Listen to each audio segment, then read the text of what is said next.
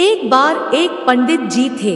वो रोज घर घर जाके भगवत गीता का पाठ करते तथा कान्हा की कथा सुनाते थे। एक दिन उन्हें एक चोर ने पकड़ लिया और उसे कहा, तेरे पास जो कुछ भी है मुझे दे दो। तब वो पंडित बोला कि बेटा, मेरे पास कुछ भी नहीं है। तुम एक काम करना, मैं यही पड़ोस के घर में जाके भगवत गीता का पाठ करता हूँ। वो यजमान बहुत दानी लोग हैं। जब मैं कथा सुना रहा होऊंगा तुम उनके घर में जाके चोरी कर लेना। चोर मान गया। अगले दिन जब पंडित जी कथा सुना रहे थे तब वो चोर भी वहां आ गया। तब पंडित जी बोले कि यहाँ से मीलों दूर एक गांव है, वृंदावन। वहां पे एक लड़का रहता है जिसका नाम कान्हा है। वो हीरो जवाहरातों से लदा रहता है। अगर कोई लूटना चाहता है तो उसको लूटो। वो रोज रात को एक पीपल के पेड़ के नीचे आता है जिसके आसपास बहुत सी झाड़ियां है। चोर ने ये सुना और खुशी खुशी वहां से चला गया। वो अपने घर गया और अपनी बीवी से बोला, आज मैं एक कान्हा नाम के बच्चे को लूटने जा रहा हूँ। मुझे रास्ते में खाने के लिए कुछ बांध दे। पत्नी ने कुछ सत्तू उसको दे दिया और कहा कि बस यही है जो भी है। चोर वहां से ये संकल्प लेके चला कि अब तो मैं उस कान्हा को लूट के ही आऊंगा। वो बेचारा पैदल पैदल टूटे चप्पल में ही वहां से चल पड़ा। रास्ते में बस कान्हा का नाम लेते हुए वो अगले दिन शाम को वहां पहुंचा जो जगह उसे पंडित जी ने बताई थी।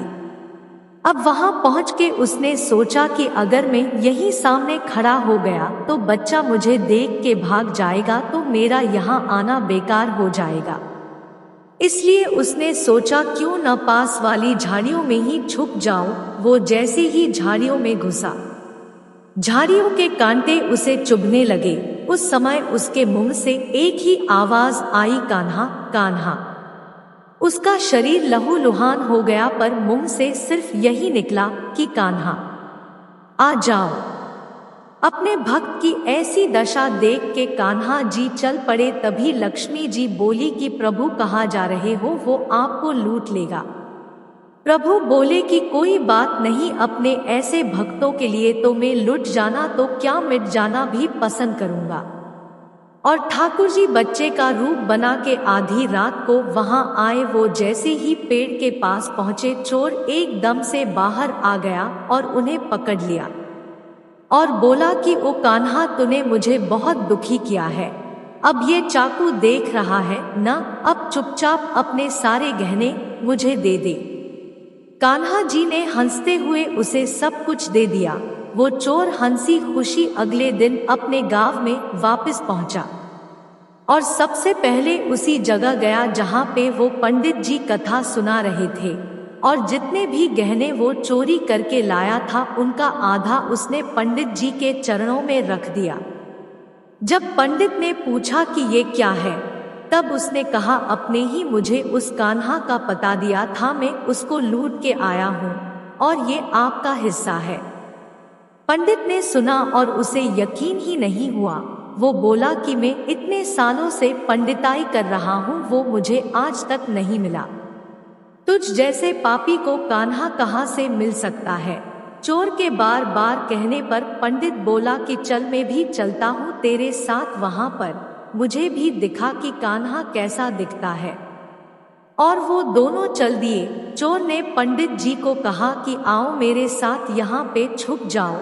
और कांटों के कारण दोनों का शरीर लहूलुहान हो गया और मुंह से बस एक ही आवाज निकली, कान्हा कान्हा। ठीक मध्य रात्रि कान्हा बच्चे के रूप में फिर वही आए और दोनों झाड़ियों से बाहर निकल आए।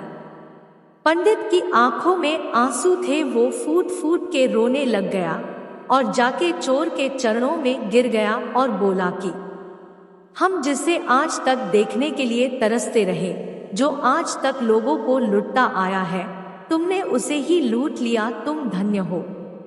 आज तुम्हारी वजह से मुझे कान्हा के दर्शन हुए हैं, तुम धन्य हो। ऐसा है हमारे कान्हा का प्यार अपने सच्चे भक्तों के लिए। जो उसे सच्चे दिल से पुकारते हैं तो वो भागे भागे चले आते हैं।